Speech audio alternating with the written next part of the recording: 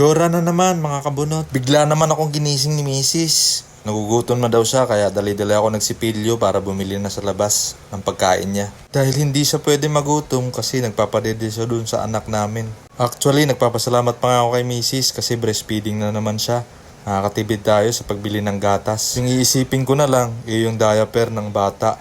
Tapos itong panganay ko, sumama na naman sa akin para bumili.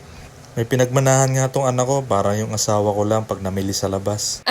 Ginawa pa nga akong bodyguard ng anak ko habang bumibili kami. Sige anak, damputin mo lahat ng gusto mong bilhin. Bahala na si Papa mag-abono mamaya. What?